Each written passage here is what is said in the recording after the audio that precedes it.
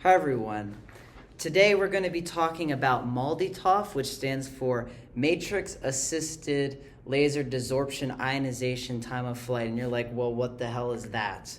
And quite frankly, it's a kind of complex process, but once you see the diagram of it, just a conceptual understanding will do. And it's a pretty simple thing that we can work with. Now, what this is going to do, what we've seen in the past with electron impact ionization is very complex, hard fragmentation, where, for example, if we had, say, for example, a butane molecule, we would have it fragment into, if this is a radical carbocation, we might see a methyl fragment come through, we might see an ethyl fragment, we might see a propyl fragment. We'll even see just the butyl fragment itself.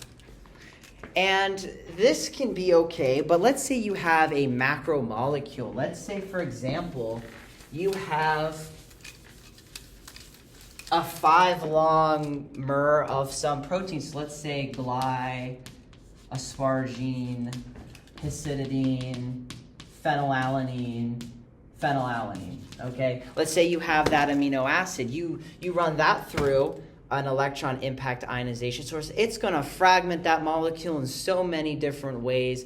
Like your spectrum is just going to be a bunch of noise. Like you'll just see, just a bunch of crap. You don't want that, okay? So what scientists have done to help with this very easing our ability to understand these big complex macromolecules is they invented this way of called soft ionization. And it's very complex. We actually don't understand what is the mechanism behind soft ionization. We just know that it happens. In soft ionization, let's say we have that amino acid. When you do soft ionization, you get a positive charge, but you don't fragment. You're a radical carbocation, but you're not going to fragment. How is this possible? Well, it turns out one such method is called MALDI-ToF, and we kind of went over that already.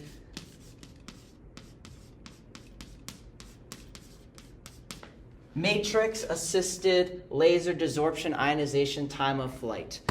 Okay, what does that mean?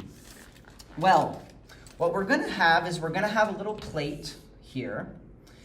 This block diagram is going to be kind of ugly, but bear with. You have a little plate, and you put about a microliter of a solution of a matrix and your analyte, usually 1:1. So I'm going to draw this as the matrix in blue, and in red, I'll put analyte. So the M part stands for matrix, and you load your sample with some of this matrix, okay? But also you mix it with some analyte. That's not what the A is, matrix assisted, but we have some analyte in there too. So let's just draw that in red. Matrix-assisted laser desorption. Well, remember, absorption is the adherence of a ligand to a metal surface. Desorption is literally the opposite. It takes the ligand or whatever is bound to that metal and it just rips it off. So matrix-assisted laser desorption, we're going to use a laser to deabsorb something from a surface. In this case, a matrix on a metal surface. So what happens is we're going to take some light, some electromagnetic radiation, so in the form of a laser beam. Okay, typically most matrices will be in the UV region. Okay, so usually you use really chromophoric species that can absorb the UV light, radiate it to the analyte. It's going to ionize it. Okay, so the analyte, I'll put a little note here, analyte ionizes, but it's going to undergo soft ionization. It's not going to fragment. Okay, that's why it's called soft ionization.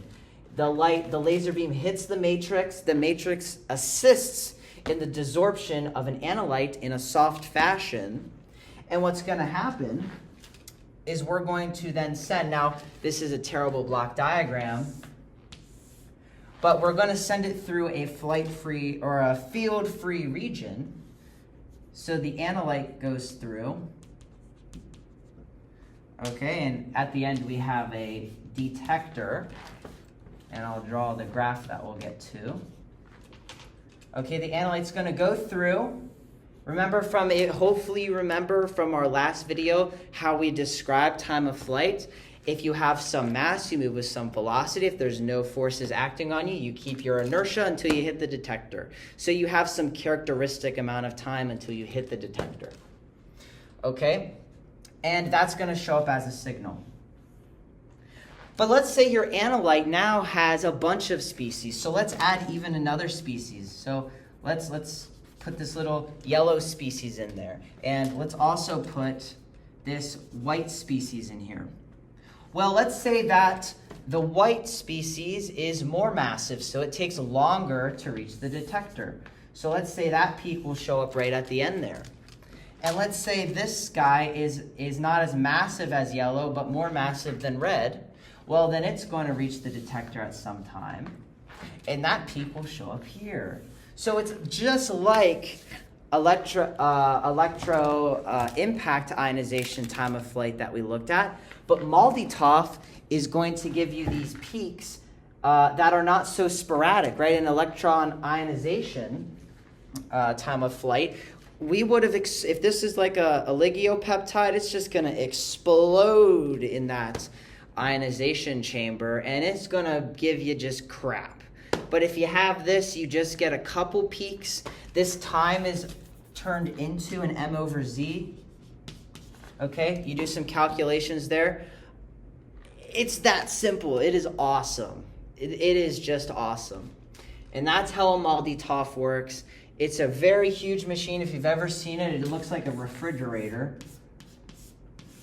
And you load your samples into the plate with the matrix. You shoot it with a laser for some amount of time. You give it a little bit of impulse, and it's going to shoot at the detector, reaching the detector at different times. It's soft ionization, so you only get a few peaks, and that's that. So hopefully you enjoyed this video. If you did, please drop a like, comment, and subscribe. I would greatly appreciate it. Hope that you have a wonderful day. Bye-bye.